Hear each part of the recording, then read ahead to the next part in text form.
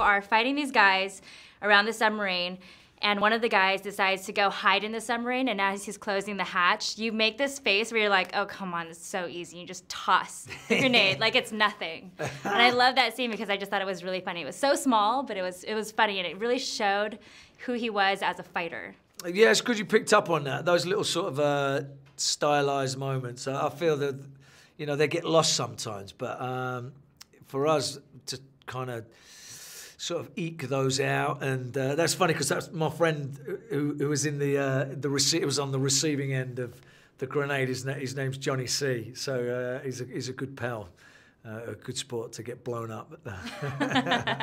3 seemingly impossible kills. They're all visually fun to watch, but I think the one that is most interesting to watch is the one where you are climbing up the glass windows on the high-rise building. Yeah. How did you shoot that scene, though? You know, it's like it's quite a feat in engineering to have a cantilevered swimming pool on the top of a building. You know, it's there's not many of them around in the world, and so, you know, to try and orchestrate an action sort of set piece around that as a vital to the, you know, to this element that we wanted to create something original.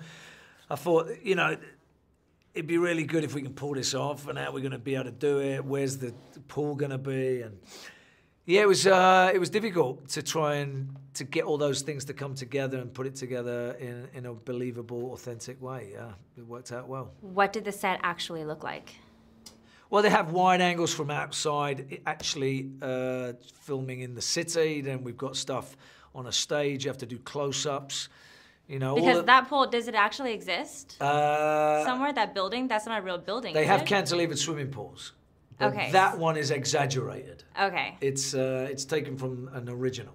So then did you build a set piece where it's maybe just like yay tall and then a pool that's levitating kind of? It's quite complicated. You'd probably use up the whole interview if you want to know. I want to know about it. No, the top portion of the pool, I mean, it's not a magician giving out the secrets, you know what I mean? Once you know, you go, oh, really? Is that how they did it? It won't be as impressive. But the actual physical top part of the pool, it's really quite clever how they do stuff. It's a real pool, a real apartment. It's a real building, and how they merge everything together is you know, what do we say? Movie magic. Movie magic. Well done. Thanks for the prompt. There's one more thing that I read that I want to clarify. So you were shooting on the yacht, yeah, but you would run from one end to the other because you would be shooting dramatic scenes over here with Jessica, and then you would run to the other side of the yacht to shoot action scenes at the same time, or what was happening? Yeah, the shot was. It's quite, you know, it's quite a constricted space, you know, with this film crew here and a film crew there, and I think we had like 7 days on this boat, and we had to film the end piece, the crane fight, the boarding of the boat for the first time, I mean, there's so much you can't really, you know, big movies like, you know, James Bond, they get 2 weeks for one sequence. You know, we had like 3 or 4 sequences in 1 week.